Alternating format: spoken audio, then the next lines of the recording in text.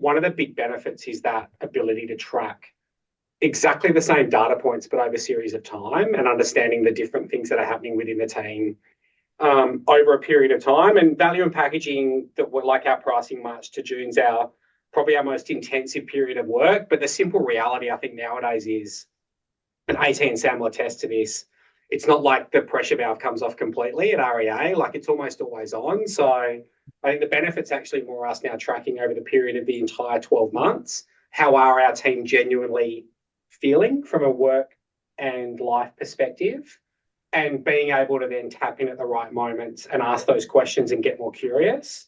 And the consistency of the approach helps as well in that respect. I think, look, like at a macro view as well, just quite simply, when you're consistently using a tool like this in every week as part of your rhythms and rituals with your team, it just shows that you're listening and you're curious and you want to know how people are feeling.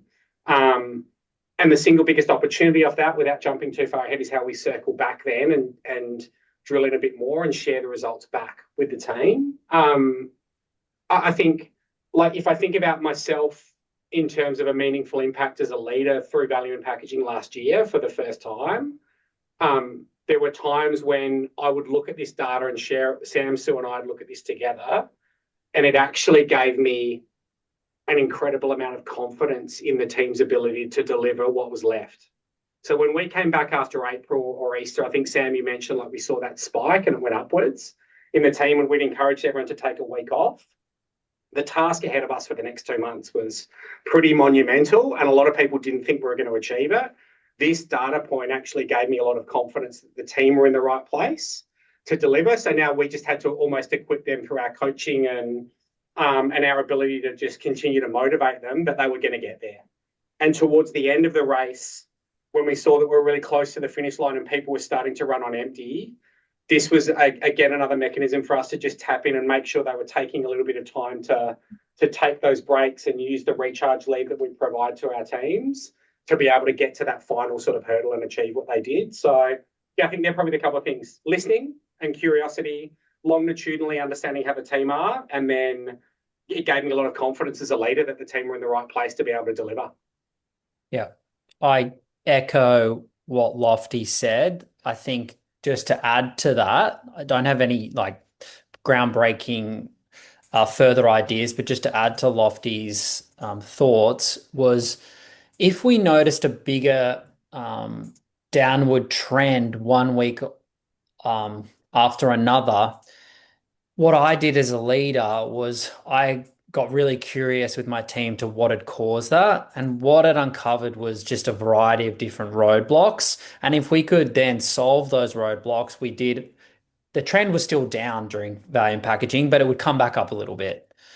So it helped identify roadblocks. Also, in the sales environment that we were, if the energy was high, it means we could push a little bit harder. But if the energy was a little bit low, I probably flicked into a bit more of an empathetic leadership style as opposed to really pushing. So yeah, they're just they're my two add-ons to what Lofty said. Like, it must be me next in the order. No, good recaps there from Lofty and Sam. Probably a preface: this was our first time of going to value and packaging as a hive model. So we'd never tested this before. Previously, it was a one-person race. You had to go and do everything. So now having to play with others, so to speak, or think of others' diaries or timings and who's doing what and all those sorts of things, it's a very different world from being a 100-meter runner to now running a 4x100 relay. You can't run the whole lap with the baton yourself. And some of the team found out that through the journey was like, holy hell, I've hit the 300 mark and the rest of the race is passing me by because they've got fresh runners at every interval. I don't know why I've gone with the sprinting one, but I'm hanging with it.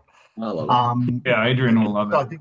I think it holds us in a much better stead for next year's going, how do you run the first 100 and give over the baton at the best peak of your speed to let the next person do their part, the next person do their part and their part from there on. So I think that was definitely something that came through, was that, first time at the hive. We had with the Benny Button side of things from us, it was a very humanistic approach. So it was genuine visibility that we gave a shit, is the best way to put it, that we actually care. Because you can talk about health and well-being, but actually making it first and front of mind, that we actually care. And then those conversations that led it into, we care, we understand, we want to know what's causing these triggers.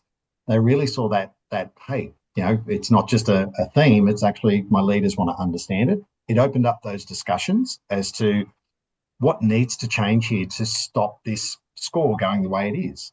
What's causing this to actually occur?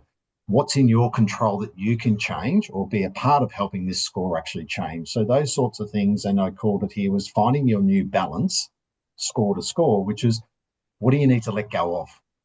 Because a lot of the team hung on to everything, and we told them if you try to do everything in the new hive world, you will drown faster.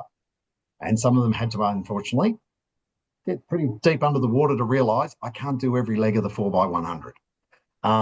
But focus on what's in your control, small steps. We're not looking to go from this score to this score overnight, but in the next week, what can you do that's in your control that will help your health and well-being, find your balance?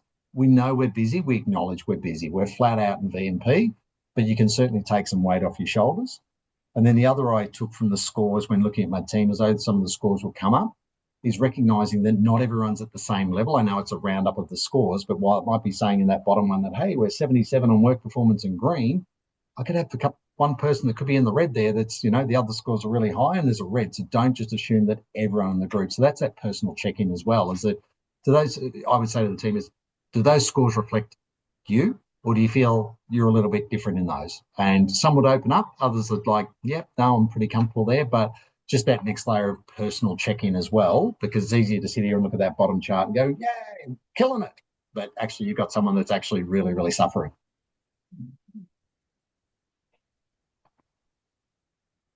Wow. Yes. One is it's almost like the best feedback I think we've received as a business, even I've just got a question in terms of the three of you here. The way in which you're talking and your approach says to me that this isn't just something you've been thinking about because this tool came along. You're pretty humanistic leaders and have obviously evolved over time. Would that be a fair comment? And without speaking for other people, do you think there are other people who may have not realised benefits potentially because their leadership style wasn't as evolved or mature as yours? Troy, I noticed during our big pricing sprint, which goes for about 4 months, there was definitely inconsistency among the leadership group and teams around the usage of betting button. I was very fortunate. I did have Lofty driving it, and Lofty is a very humanistic leader. I think I probably didn't get the onboarding to this tool that would have set me up for success. So one of my learnings is a better onboarding for leaders and then the impact that Benny Button can have. Sorry, I've just lost my train of thought, but that's what was on my mind. That was something that we actually wanted to know later on, Sam. So that's perfect actually to get that feedback, because it's something the three of us have been discussing around the onboarding experience, and we might even go a little bit further into that later. But Adrian, I won't. Just one other question around the team in that. For you as a leader, and you've expressed sort of in general the benefits to your team, but was there any feedback just from people about maybe appreciating this or the sense of psychological safety, or do you think it's been received well from the people, so to speak, that you lead? I think once they saw how we were implementing it and how we were using it, because I think initially it's like, oh, here's another one of those check-in things that we do. But you got to bring it to life. If you don't bring it to life through what I described, it will feel just like a tick box exercise. And just to circle back as part of your previous question, I can speak from my Queensland journey, if you like, is that we'd seen through our national engagement survey over some previous years that our health and wellbeing score was going down, and we couldn't work out why. We're saying to the team, talk to us, tell us what's going on. The three leaders couple of years ago, we stood in front of the group when we delivered the scores and just go, guys, we're sitting here with our hands up, just going, please help us, because you're telling us through multiple years through this once a year survey that this isn't right. We don't know what we don't know. We thought we knew. We're trying to do stuff. We help us help you because we're blind, and we literally stood there very just just open, just going, please help us understand. So having a more regular thing, you can pick up a trend, a behaviour.